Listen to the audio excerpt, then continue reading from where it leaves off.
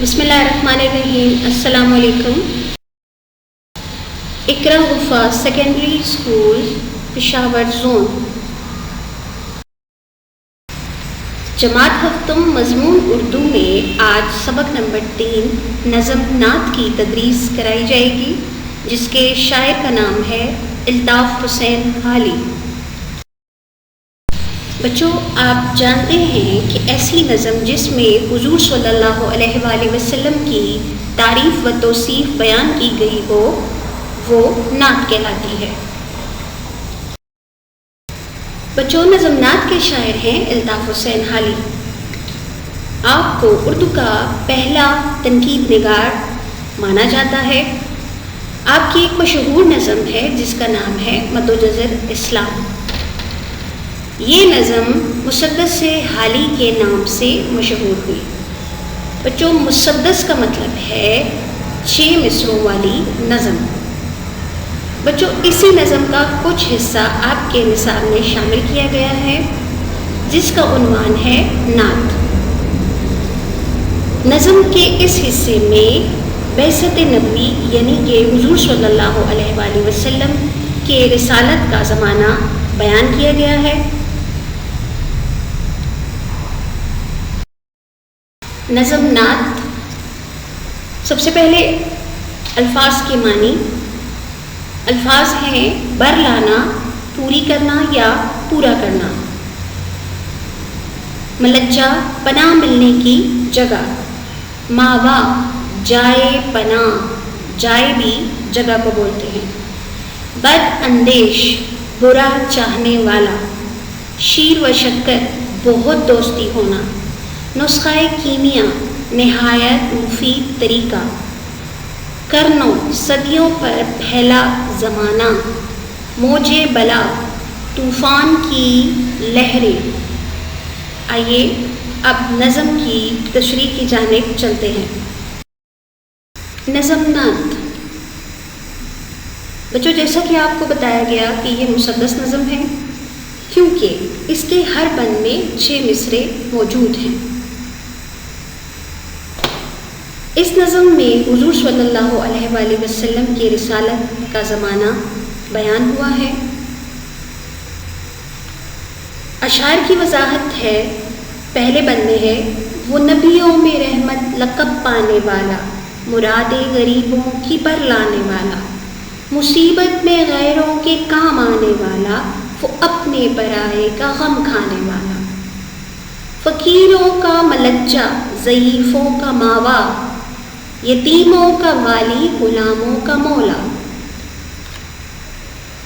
شاعر کہہ رہے ہیں کہ حضور صلی اللہ علیہ وآلہ وسلم کی شان اور ان کا مقام بہت بلند ہے.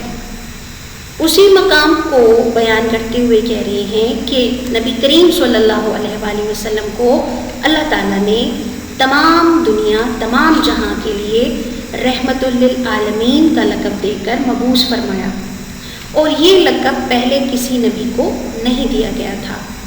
کہہ رہے ہیں اپنا ہو یا پرایا، آپ صلی اللہ علیہ وآلہ وسلم کو سب کی فکر تھی، اور جتنے بھی کمزور، فقیر، نادار تھے ان کو آپ صلی اللہ علیہ وآلہ وسلم کی ذات میں ہی پناہ نظر آتی تھی. اگلا بند ہے بند نمبر 2. خطا کار سے درگزر کرنے والا، بد اندیش کے دل میں گھر کرنے والا، مفاسد کا زیر و زبر کرنے والا، قبائل کو شیر و شکر کرنے والا. اتر کر ہرا سے سوئے قوم آیا، وہ ایک نسخہ کیمیا ساتھ لایا. سوئے قوم، قوم کی طرف آنا. شاعر کہہ رہے ہیں کہ حضور صلی اللہ علیہ وآلہ وسلم لوگوں کی خطاؤں کو معاف فرما دیتے تھے، نہ ہی کسی سے بدلہ لیتے تھے اور نہ ہی کسی کے لیے بد دعا فرماتے تھے. یہی وجہ تھی کہ آپ کے دشمن بھی آپ کی تعریف کیا کرتے تھے. آپ صلی اللہ علیہ وآلہ وسلم کے آنے سے پہلے عرب میں جتنے فساد تھے، جتنے جھگڑے تھے، جتنی مخالفت تھی، وہ آپ صلی اللہ علیہ وآلہ وسلم کے حسن اخلاق اور تعلیمات سے ختم ہوئی اور صدیوں پرانی دشمنی اخوت میں بدل گئی۔ کہہ رہے ہیں جب غار حرا میں قرآن مجید کی پہلی وحی کی ابتدا ہوئی اس سے تمام اقوام کی تقدیر بدل گئی اور نسخہ کیمیا یعنی قرآن مجید کی تعلیمات، اسی پر عمل کر کے ہم دنیا و آخرت میں کامیابی حاصل کر سکتے ہیں۔ بند نمبر 3 آخری بند ہے، مس خام کو جس نے کندن بنایا، کھرا اور کھوٹا الگ کر دکھایا، عرب جس پر کرنوں سے تھا جہل چھایا، پلٹ دی بس ایک آن میں اس کی کایا، رہا ڈرنا بیڑے کو موجے بلا کا، ادھر سے ادھر پھر گیا رخ ہوا کا۔ موجے بلا طوفان کی لہریں۔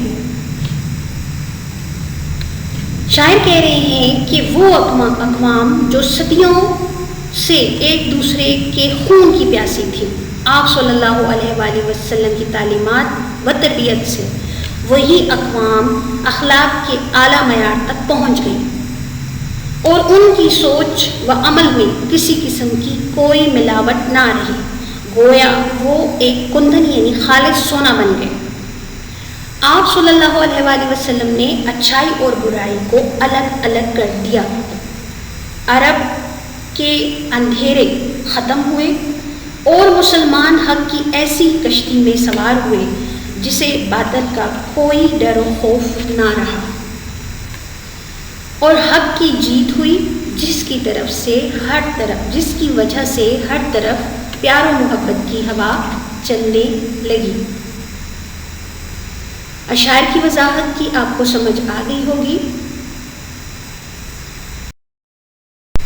آئیے بچوں سبق نمبر 3 ورک بک صفحہ نمبر 5 پر کام کرتے ہیں۔ آپ سب کے پاس ورک بک موجود ہیں، آپ اپنی اپنی ورک بک میں یہ کام مکمل کریں۔ آپ کے پاس سوال نمبر 1 ہے، خالی جگہ پر کریں۔ نعت کے شاعر کا نام ڈیش ہے، ابھی آپ نے پڑھا الطاف حسین خلی۔ نمبر 2 مفاسد کا ڈیش کرنے والا، یہ مصرع ہے زیر و زبر کرنے والا۔ ہمارے پیارے نبی صلی اللہ علیہ وآلہ وسلم کا لقب ڈیش تھا، رحمت للعالمین۔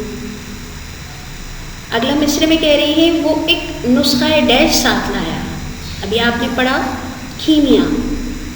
نمبر 5 پر ہے ڈیش اور کھوٹا الگ کر دکھایا، مصرع مکمل کرنا ہے، کھرا اور کھوٹا الگ کر دکھایا۔ اگلا ہے سوال نمبر 2، معنی لکھنے ہیں۔ نمبر 1 ملجا جائے پناہ، کرن صدی، بد اندیش برا چاہنے والا، کندن خالص سونا، خطا کار غلطی کرنے والا۔ اگلا ہے سوال نمبر 3، روزمرہ جملے آپ نے درست کرنے ہیں۔ پچھلے اسباق میں ہم نے روزمرہ کی تعریف آپ کو بتا دی تھی، آئیے جملہ کو دیکھتے ہیں۔ نمبر 1 پر ہے چوہے بکثرت سے مر رہے ہیں، جب بکثرت آ جائے تو پھر سے کی ضرورت نہیں رہتی، اس لیے ہمارے پاس درست جملہ ہوگا چوہے کثرت سے مر رہے ہیں۔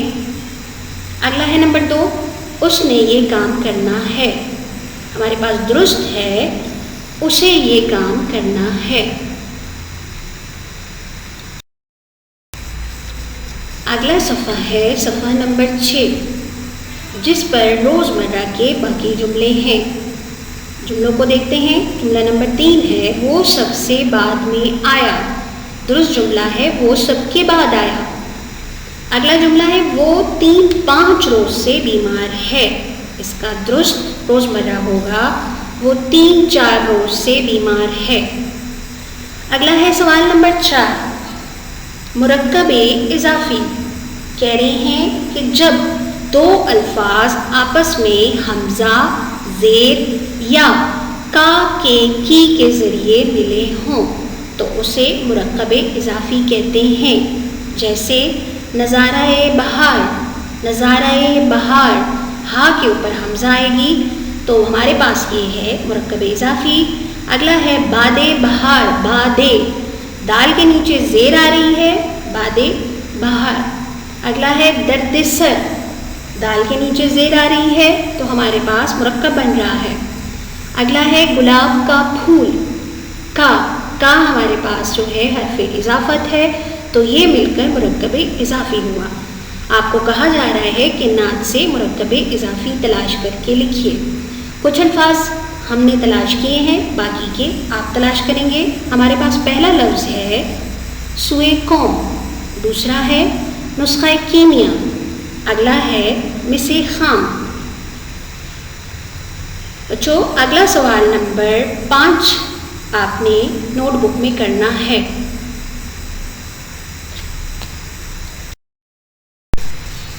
بچوں گھر کے کام میں آپ نے ورک بک کے صفحہ نمبر 6 پر سرگرمی کو مکمل کرنا ہے، اس درس کی دہرائی کرنی ہے اور نوٹ بک میں کام مکمل کرنا ہے۔ بچوں درس نظم میں نوٹ بک کا کام انشاءاللہ اگلی ویڈیو میں کرایا جائے گا۔ شکریہ۔